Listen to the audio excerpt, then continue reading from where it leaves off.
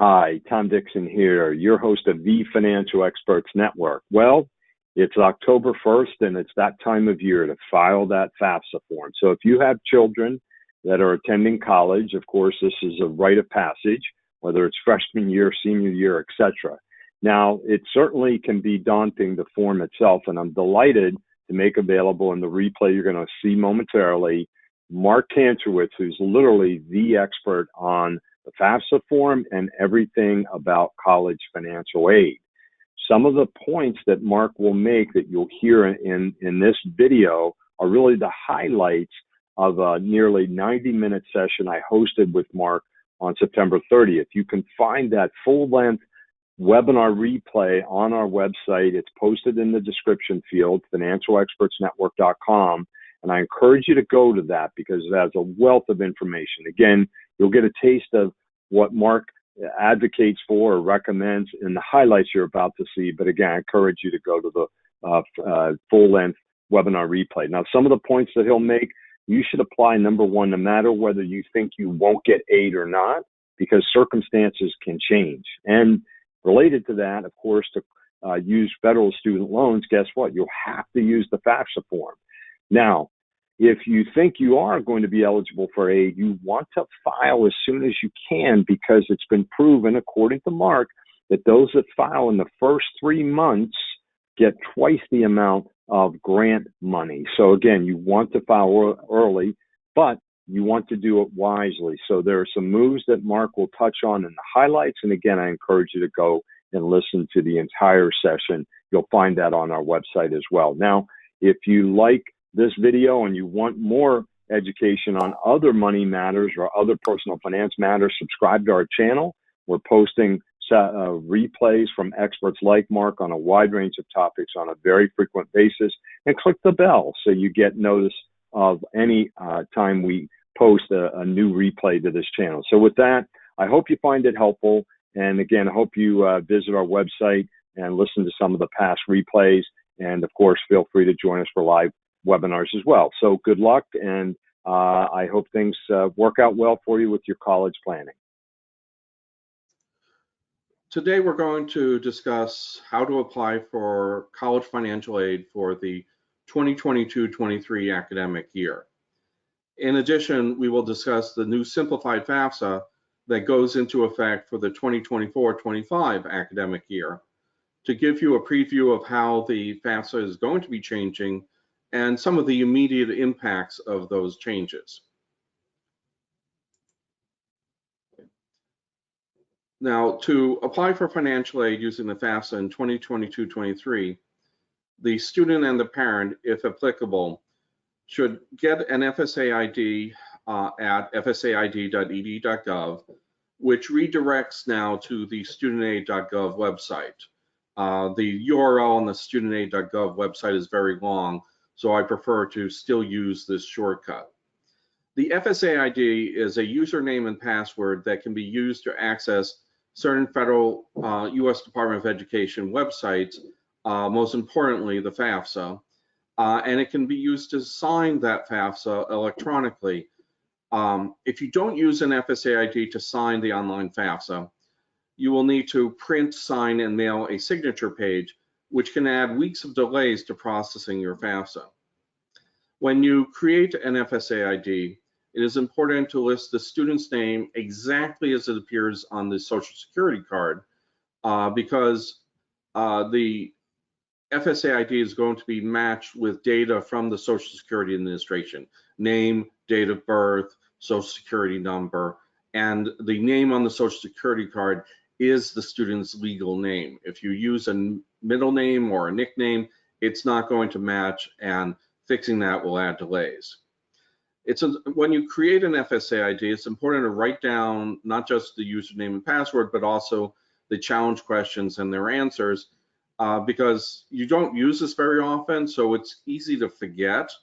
I'd suggest writing it down and taking a picture of it with your smartphone so that you'll always have it with you.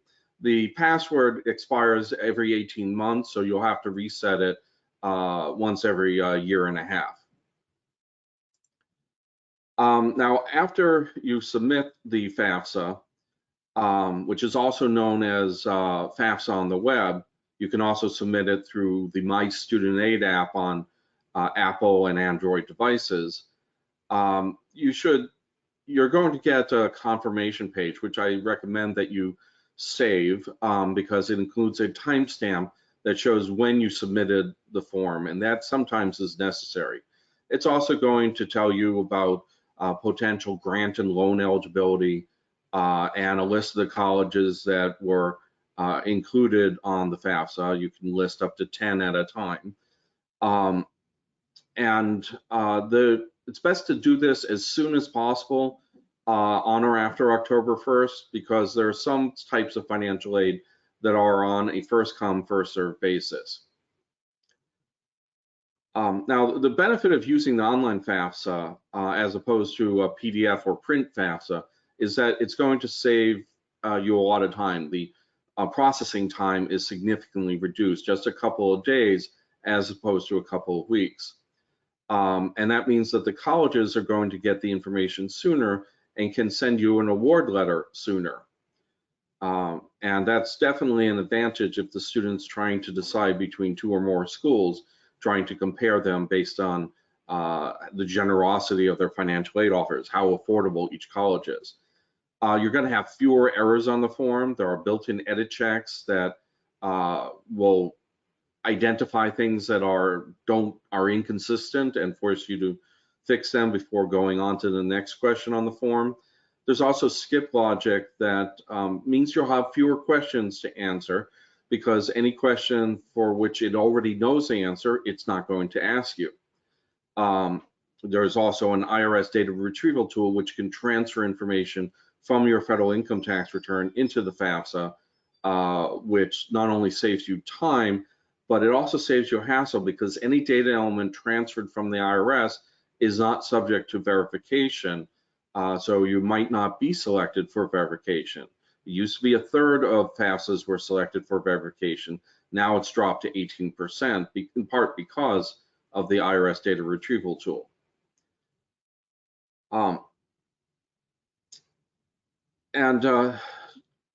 It's best if both the student and a parent have their own FSA ID so that each can sign it electronically. Okay, now let's talk about what's new with this year's FAFSA. I mean, the filing season starts this Friday, October 1st.